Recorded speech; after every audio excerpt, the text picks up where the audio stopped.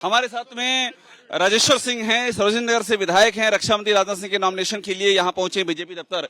मुझे एक बात समझाइए, मैं सबसे यही पूछ रहा हूँ कि राजनाथ सिंह का जो नॉमिनेशन है इस बार का पिछली बार से कितना अलग आप देख रहे हैं? क्या कुछ नया रिकॉर्ड या टारगेट रखा हुआ है क्या आप लोगों ने? आदरणीय राजनाथ जी ने लखनऊ के विकास के लिए बहुत काम किया, जनता का यहाँ से आत्मीय जुड़ाव है, इसलिए हर व्यक्ति उनके नामांकन में आना चाहता है। इसलिए आज आप इतनी भीड़ देख रहे हैं, इतना भव्य और दिव्य देख रहे हैं। बताइए, राहुल गांधी और अखिलेश यादव वो तो कह रहे हैं कि चुनाव की पूरी दिशा बदल गई है, आप लोग चुनाव हार रहे हैं। 2 फेज में ये साबित हो गया है कि आप लोग चुनाव हार रहे हैं। देखिए, आज तक राहुल गांधी जी जब से अध्यक्ष बने या अखिलेश यादव जी जब से सपा के अध्यक्ष बने, पार्टी गर्त में ही जा रही है, हर चुनाव में नीचे ही जा रही है। और इस बार जो है उनका वोटर बाहर ही नहीं आ रहा है। जो ये वोटिंग परसेंटेज कम हो रहा है, सपा कांग्रेस उनका वोटर नहीं आ रहा, कोई बाहर नहीं आ रहा। वजह क्या है, क्यों नहीं आ रहा? जानते हैं कि हमारे नेता कुछ करना ही नहीं है, चुनाव इनको जीतना नहीं है, चुनाव इनको लड़ना नहीं है। चुनाव होने के बाद राजेश्वर जी वो आरोप लगा रहे हैं कि आप जो है आरक्षण खत्म करना चाहते हैं SC ST OBC का, ये आरोप लगा। ये सब इसी तरह का भ्रम फैलाएंगे। इनके पास कोई मुद्दा तो है नहीं कि विकास का मुद्दा बताएं या योजना बताएं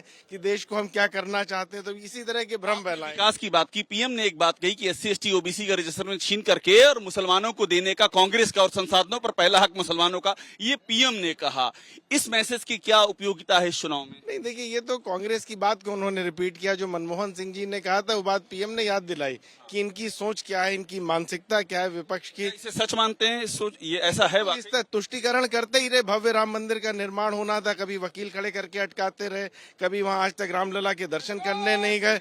लगातार तुष्टिकरण की राजनीति करी है कांग्रेस ने, ये ठीक नहीं है। कभी राम को काल्पनिक कहा इन्होंने, तो ये ठीक नहीं है। एक आखिरी सवाल ये है कि आप तो ED में रहे हैं और मुख्तार अंसारी को लेकर के बड़े इस समय चर्चे हैं यहाँ पर।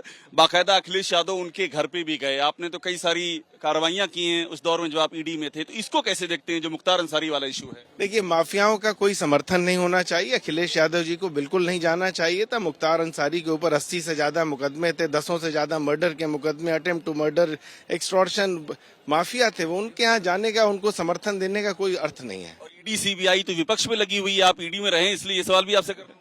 नहीं, ED CBI भ्रष्टाचार के खिलाफ लगी हुई है। पहले सब कहते थे बड़े लोगों के खिलाफ कोई कार्रवाई नहीं होती, अब आज मुख्यमंत्री भ्रष्टाचार विपक्ष में ही है, इधर नहीं। जहाँ पे भ्रष्टाचार है वहाँ पे ED है। ED स्वतंत्र है? बिल्कुल बिल्कुल, बहुत स्वतंत्रता पूर्वक कार्रवाई कर रही है। आप ED में रह भी चुके हैं। तो राजेश्वर सिंह हैं अपनी बात कहते हुए, और एक बड़ी बात ये है कि दावा कर रहे हैं राजनाथ सिंह रिकॉर्ड मतों से जीतेंगे और माफिया को लेकर के भी सवाल खड़े कर रहे हैं। प्रवीण दीक्षित के साथ अभिषेक उपाध्याय, ABP न्यूज, लखनऊ।